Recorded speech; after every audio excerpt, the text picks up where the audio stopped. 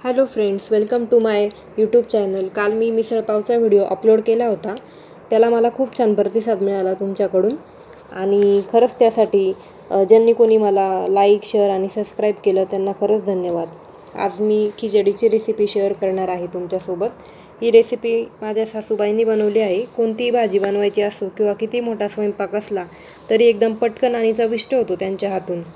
आमच्या फॅमिलीमध्ये किंवा रिलेटिव्समध्ये जर काही लग्न कार्य किंवा काही फंक्शन असलं ना तर त्यांना आवर्जून पहिल्यांदा बोलावून घेतात भाजी किंवा इतर काही पदार्थ बनवायला. मी त्यांच्याकडूनच शिकू राहिली. चला तर मग काय खिचडीसाठी लागणारे पदार्थ मी तुम्हाला सांगते. 3 मोठे कांदे उभे चिरून घ्यायचे, कढीपत्ता, लसूण, कोथिंबीर, शेंगदाणे आणि 1 मोठा बटाटा कापून घेतलेला आहे. आपल्याला वाटण तयार करायचं आहे थोडंसं. त्यासाठी 3 मिरच्या, लसूण पाकळ्या, थोडंसं आलं आणि कोथिंबीर घेतलेली आहे. तर हे जे काही वाटण ते एकदम चिकन नाही दळायचं, थोडं ओबडधोबड ठेवायचं. चला तर मग कुकरमध्ये तेल गरम करून त्यामध्ये शेंगदाणे तांबूस रंगाचे परतून घ्यायचे थोडे.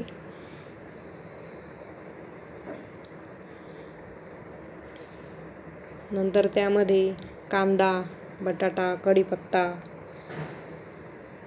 हे परतून घ्यायचं. कांदा छान असा परतून घ्यायचा तेलामध्ये.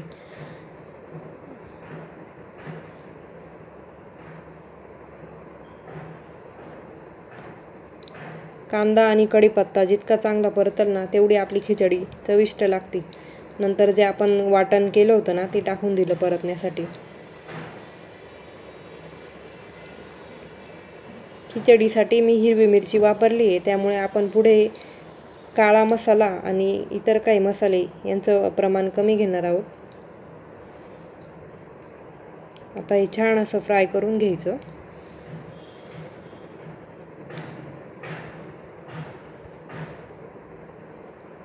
सगळं फ्राय झाल्यावर नंतर वाटाणा टाकायचा, कारण वाटाणा शिजायला जास्त टाईम लागत नाही, तो मऊ असतो ना त्यामुळे.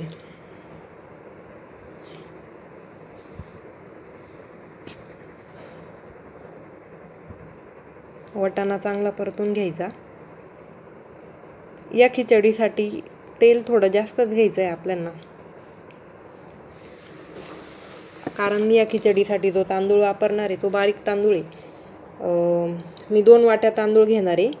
तो वाडा सुरती 1008 जातीचा तांदूळ वापरणार आहे मी याला. आणि हा तांदूळ असा थोडा मोकळा शिजतो. तर यामध्ये अर्धा चमचा हळद, 1 चमचा काश्मीर लाल तिखट, 1 चमचा काळा मसाला, 2.5 चमचे मीठ, अर्धा चमचा धना पावडर आणि थोडं अर्धा चमचा आपलं घरचं लाल तिखट टाकलं आहे.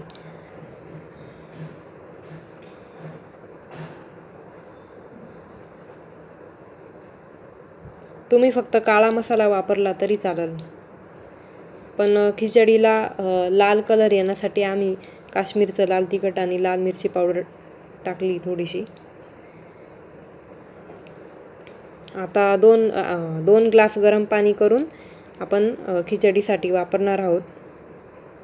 हे सगळं चांगलं परतून झाल्यावर त्यामध्ये पाणी ॲड केलं, 2 ग्लास गरम पाणी.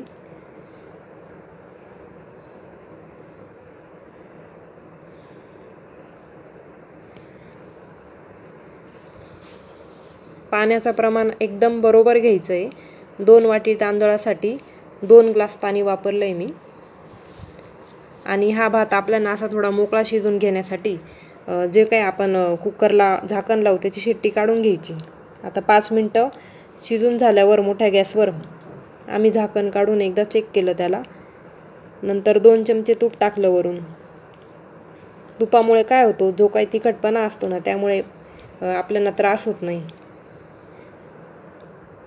परत झाकण लावून थोड्या वेळ वाफे भरून द्यायचं.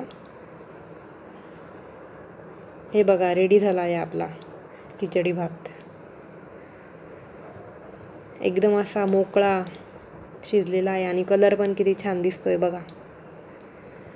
आणि वाटाणा टाकल्यामुळे त्याची चव अजून छान लागते. एकदा नक्की ट्राय करून बघा. तुम्हाला आवडल्यास लाईक, शेअर आणि सबस्क्राईब करायला विसरू नका.